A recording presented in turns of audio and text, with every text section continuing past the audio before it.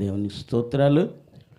మరి ప్రభు నామం పేరట కూడి వచ్చిన ప్రతి ఒక్కరికి కూడా నా హృదయపూర్వకమైన మరి వందనాలు చెల్లిస్తూ ఉన్నాను.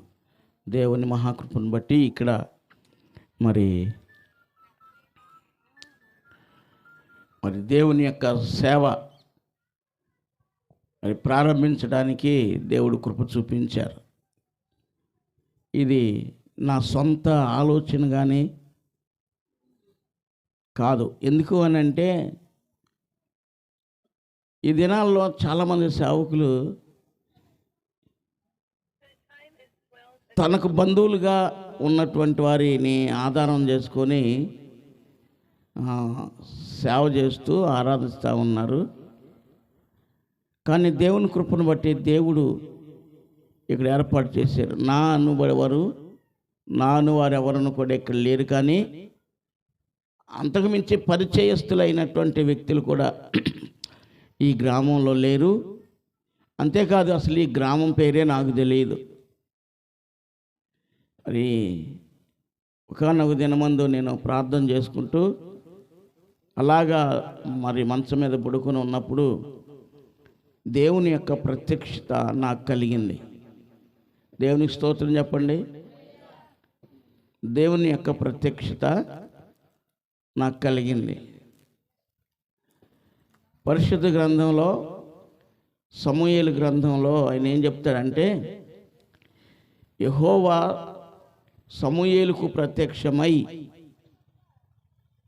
అని అక్కడ సమూయేలుకు ప్రత్యక్షమయ్యి ఆ ఏలి కుటుంబం యొక్క సంగతిని అంటే కూడా ఆయన చెప్తూ ఉంటాడనమాట. మరి అలాగే ఇంకా అనేక చోట్ల ప్రత్యక్షతను గురించి వ్రాయబడింది. అలాగే ప్రియులారా, మరి దేవుని యొక్క ప్రత్యక్షత చాలామంది ఈ ప్రత్యక్షతలను నమ్మరు,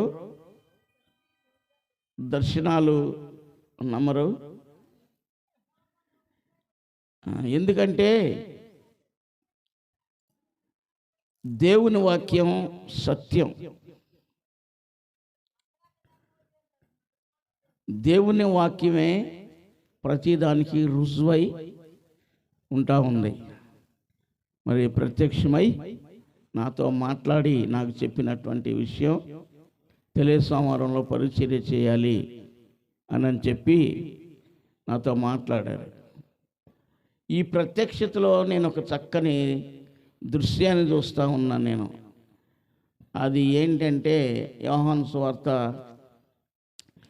మరి చివరి అధ్యాయంలో 21 అనుకుంటాను, చూడండి 15వ వచనంలో అది పేతురుకి యేసు ప్రభువుకి మధ్యలో జరిగినటువంటి సంభాషణ అక్కడ ఉంది. అది అక్కడ నేను చూస్తూ ఉన్నాను. ప్రత్యక్షతలో చక్కగా గోడపైన తెరపైన నేను దాన్ని చూస్తూ ఉన్నాను. అప్పుడు పేతురుతో చెప్తాడు ఏమనంటే, నా గొర్రె పిల్లలను మేపుము, నా గొర్రెలను కాయుము, మూడో మాట నా గొర్రెలను మేపుము అని 3 మాటలు చెప్పి ఆ ప్రత్యక్షతలో నాకు వినబడిన, చూస్తున్న మాట, వింటున్న మాట ఏంటనంటే, ఈ దర్శనం, ఈ ప్రత్యక్షత ఇది నీ కోసమే కనుక నీవు ఫలానా అంటే సోమవారం వెళ్ళి అక్కడ నా పరిచర్యను, సువార్తను అందించాలి అని యేసు ప్రభు వారు స్పష్టంగా తెలియజేశారు. దేవుని స్తోత్రం చెప్పండి.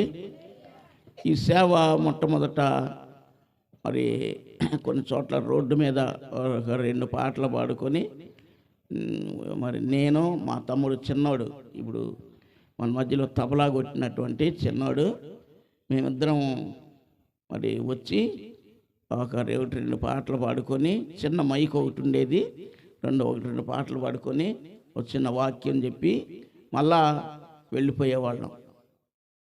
ఆ తర్వాత కొంతకాలం మరి వెళ్ళిపోకుండా మరి మన తంబి, దేవరపల్లి తంబి, అలాగే వర్షతీమణి మరి అమ్మాయి ప్రమీల, తర్వాత కొంతకాలానికి ఈ నైట్ ఏం పోతారులే అన్న ఇక్కడ పడుకుండి మా దగ్గర అని నేను వారు పరిచయం అయ్యారు అక్కడ నుండి.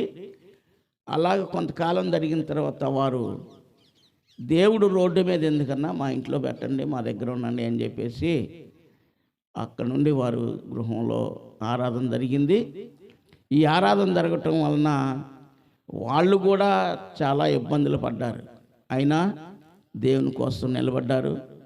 వారు కూడా చాలా ఇబ్బందులు పడ్డారు, శోధింపబడ్డారు. అయినా సరే వారు దేవుని కోసం నిలిచారు. దేవునికి స్తోత్రం చెప్పండి. అలాగే మరి నాకు కూడా ఎన్నో శోధనలు మరి ఎన్నో కలిగినాయి. కాబట్టి వాటన్నిటిలో నుండి దేవుడే నన్ను తప్పిస్తూ ఆదరిస్తూ ఈ పరిచర్యను ఇంతవరకు కొనసాగించారు. చెప్పడానికి టైం కాదు. మరి దైవజనులు మన మధ్య ఉన్నారు కనుక ఈ సేవ 2009లో ఈ పరిచర్య 2009 సంవత్సరం ఫిబ్రవరి 28వ తారీఖు ఈ పరిచర్య ఇక్కడ ప్రారంభించబడింది. దేవుడు ఏర్పాటు చేశారు. ఆయన అనేక రీతిలుగా కొన్ని కార్యాలు చేశారు. కొందరు పొందుకున్నారు కానీ వారు తిరిగి వెనక్కి వెళ్ళిపోయారు. ఎందుకంటే మనుషుల ఎదుట నన్ను ఎవరైతే ఒప్పుకుంటారో పరలోకమందు నేను నా దేవుని ఎదుటను ఆ దూతల ఎదుటను నేను ఒప్పుకుంటాను అన్నారు. కానీ మనుషుల ఎదుట దేవుణ్ణి ఒప్పుకోవటానికి ఇష్టపడక చాలామంది వెనుదిరిగారు. ఆ నాటి నుండి నేటి వరకు కూడా పరిచర్య ఇక్కడ కొనసాగుతూ ఉంది. దేవుడు ఏర్పాటు చేసి జరిగిస్తూ ఉన్నారు. దేవునికి స్తోత్రం చెప్పండి. ఆ రీతిగా మరి ఇంచుమించు 3 సంవత్సరాలు మరి ప్రమేళ తమ్మి వాళ్ళ గృహంలో జరిగింది. అలాగే ఆదం గారి ఇంట్లో కూడా అలాగే జరిగింది వెనకమాల వసారులో. తర్వాత ఈ స్థలం తీసుకొని ఈ మందిరం వేయటానికి దేవుడు కృప చూపించారు. దేవునికి స్తోత్రం చెప్పండి. గట్టిగా చెబుదాం సార్, గట్టిగా చెబుదాం. ఇట్లాగా దేవుడు మరి ఎన్నో కార్యాలు చేస్తూ అద్భుతాలు చేస్తూ దేవుడి ఈ స్థితికి నడిపించారు. అందుని బట్టి దేవునికి నా హృదయపూర్వకమైన కృతజ్ఞతలు చెల్లిస్తూ ఉన్నాను. ఆ తర్వాత మరణాత గాస్పల్ సోల్జర్స్ సహవాస నాయకులు మరి అడప నాగమోహన్ రావు గారికి పరిచయం అవటం ద్వారా మరి కొంతకాలం నడుస్తూనే ఉన్నాం. ఇప్పుడు సహవాసంలోనే నడుస్తూ ఉన్నాం. మరి రెవరెండ్ అభిషేకం వారి ద్వారా జరిగింది. అలాగే మరి 23వ సంవత్సరం అంటే 2023వ సంవత్సరం సెప్టెంబర్ 8వ తారీఖు బిషప్ అభిషేకం వారి ద్వారా పరిశుద్ధ బాబు గారి ద్వారా మరి బిషప్ అభిషేకం జరిగింది. దేవుడు ఇంత గొప్ప కృప ఘనత కృపలను అనుగ్రహించినందుకు నేను దేవునికి స్తోత్రం చెల్లిస్తూ నా సాక్ష్యాన్ని నేను ముగిస్తున్నాను. నా కొరకు మా కుటుంబం కొరకు ఈ యొక్క మరి ప్రార్థన చేయాలని దేవుడు ఏర్పాటు చేసిన ఇది ఎవరి పని చెప్పండి? ఎవరి పని? నా పనే? ఎవరి పని? దేవుని పని. దేవుని పనిలో నేను ఒక పాత్రను. ఇంకా ఇంకా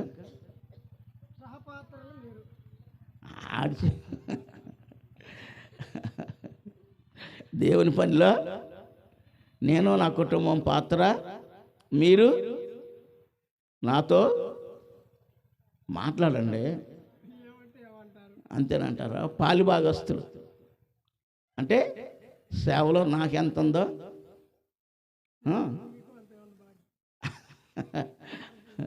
మాట్లాడట్లా. సరే, అంతే ఉంది.